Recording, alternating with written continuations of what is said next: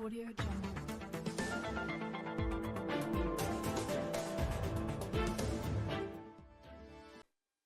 سلام تعنا هبلنا كبرات خاتتلتي كراز بيزنس ميديا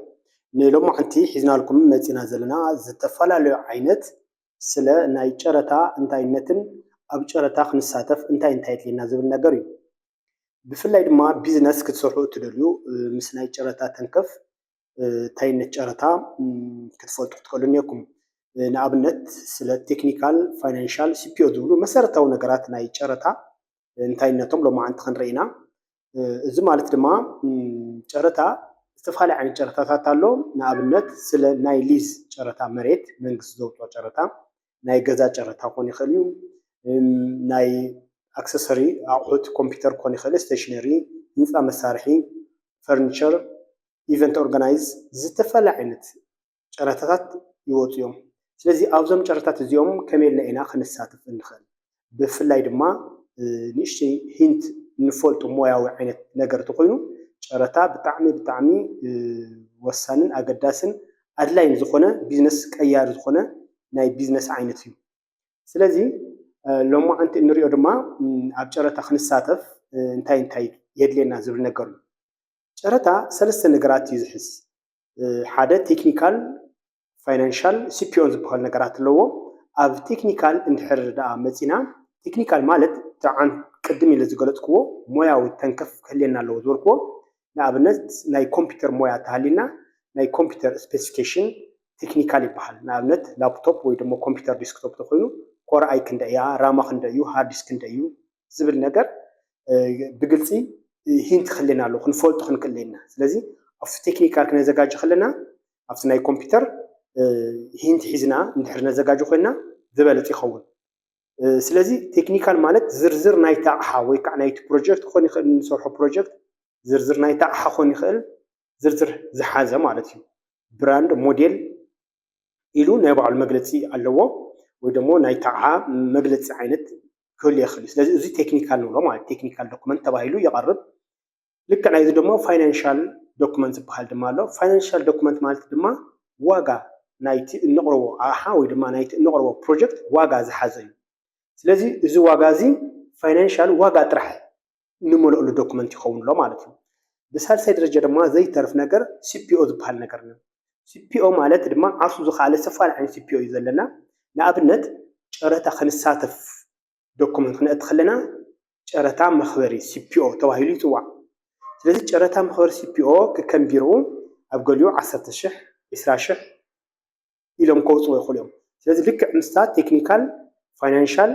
ንንቤን ንዕሽገንሞ ሳልሰይቲ ንቤና ከዓ ሲፒኦ ዓሽግና ነእትዋለና ማለት ስለዚህ ሰለስተ ዶክመንት ሒዝና ንኽለና ማለት ናብ ጨረታ ነእት ከለና ስለዚህ እዚ ሲፒኦ እዚ ጨረታ መኽበሪ ተባሂሉ ይፅዋዕ ስለዚህ ዶክመንትና ምስእትና ዶክመንት ፋይናሊ ንኣብነት እንድሕር ጨረታ ሳክሰስ ኮይና ተዓዊትና ዊን ኮይና ኣዋርድ እንድሕር ተዋሂቡና ልክ ውዕሊ ክንኣስር ድማ 10% ውዕሊ መኽበሪ ወይ ድማ ፐርፎርማንስ ጋራንቲ ይበሃል ውዕሊ መኽበሪ ተባሂሉ ድማ 10% ንኣብነት ናይ 1 ሚልዮን እንድሕር ኮይኑ ናይ 1 ሚልዮን 10% 100,000 ወይ ብሲፒኦ ብቸክ ስሪሕና ወይ ድማ ብኮላተራል ምስ ባንክ እንድሕር ኣቀዲምና ኣሬንጅ ዝገበርና ነገር ተሃልዩ ድማ ኮላተራል ሂበና ባንክ ጋራንቲ ሂበና ደብዳቤ ሂበና እሞ ጋራንቲ ናይ 100,000 ጋራንቲ ሂበና ከይድና ውዕልና 10 ናይ ክንደይ ናይ 1 ሚልዮን 10% ማለት እዩ ልክ እዚ ከዓ ከም ቢሮ ክፋል ይኽእል እዩ ከም ፕሮጀክቱ ኣድቫንስ ዝህቡ ተኮይኖም ድማ ንኣብነት ናይ 1 ሚልዮን 30% ኣድቫንስ ዝህቡ ተኮይኑ መስሪያ ቤት ናይ 30% ጋራንቲ ድማ ኣምፀለ ይብለና ጋራንቲ ሒዝናሉ ንኸድሞ 30% ደብዳቤ ትሽናለ ካብቲ ባንኪ ኣድቫንስ ፔመንት ይውና ክንደይ 300,000 ነቲ ስራሕ መስርሕ ኮን ይኽእል ነቲ ኣቑሑት ነግዝኦም መግዝእ ኮን ይኽእል ዝሮ ኣድቫንስ ዝፈቅድ ዓይነት መስሪያ ቤት ኮይኑ ኣድቫንስ ይሆን ኣለዎ ማለት እዩ ልክ እዛ ኣድቫንስ ኣትሒዝና 300,000 ይወሃበና ፕላስታ ንመጀመርያ ዘትሓዝናያ 10% ጨረታ መኽበሪ ተባሂላ 10% ዘትሓዝናያ ድማ ንሳውን ተመላሽ ትኾነልና ኣላ ማለት እዩ ድሕሪ እዚ ፕሮጀክትና ሳክሰስ እንድሕር ጌርና ኩሉ ነገር ኣቕሪብና ወይ ፕሮጀክት ወዲና ወይ ሓተእቲና ድማ ልክ تا 7% ዝተረፈት ፔመንት ልቀቀና ታ 10% ዝትሓዝናዮ እውን ውዕል መኽበሪ ተባሂሉ ዝትሓዝናዮ እውን እሱ እውን ይምለሰልና ኣሎ ማለት እዩ ስለዚ ብኸምዚ መልክዕ ዊን ንገብር ኣለና ጨረታ ማለት እዩ ኣብዚ ግን ክንጥንቀቆ ዝግበአና ኣብ ጨረታ ከከም መስራዊ ክፈላለ ይኽእል እዩ ሲፒኦ ናይ ምብላዕ ሲፒኦ ካ ናይ ምባል ኣብ ሰዓትካ ንሕዚ ረኪብካ ኣብ ሰዓትካ ፕሮጀክት ዘቢልካ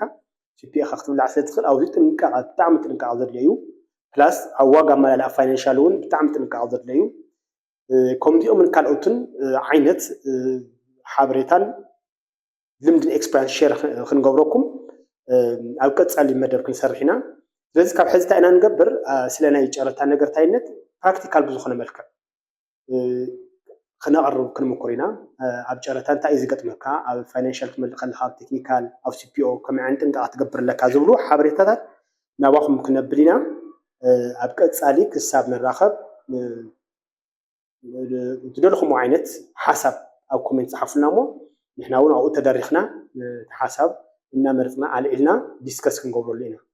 ስለዚ ኣብ ጨረታ ጥራሕ ዘይኮነን ጨረታን ካልእ ዓይነት ቢዝነስን ከመይ ክንሰርሕ ንኽእል ንእሽተይ ቅርሺ ዘለዎ ብንእሽተይ ቅርሺ ማእኸላይ ቅርሺ ዘለዎ ብማእኸላይ ቅርሺ እንታይ ስራሕ ክሰርሕ ይኽእል ድሕና ቅርሺ ዘለዎ ድማ ብኢንቨስትመንት መልክዕ ክኾን ይኽእል ወይ ደሞ ናብ ስራሕ ናብ ናይ ጨረታ ዓበይቲ ጨረታታት እውን ፓርቲስፔት ክገብር ዝደሊ ሰብ ተሃልዩ እውን ብኸመይ መልክዕ ክሰርሕ ይኽእል ዝብል ነገር ኩሉ ነናይ ባዕሉ ብመደቡ ክንሰርሕ ኢና በቢግዜኡ ሼር ላይክ ናግበርኩም ናብ ኩሉ ንክባፅሕ ነበር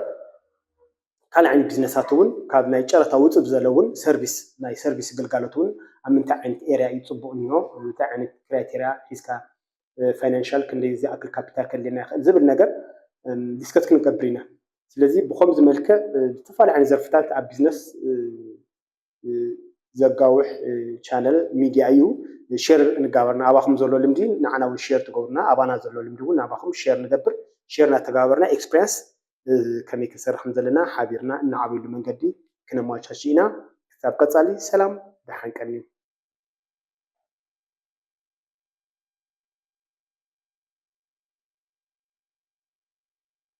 Audio Jungle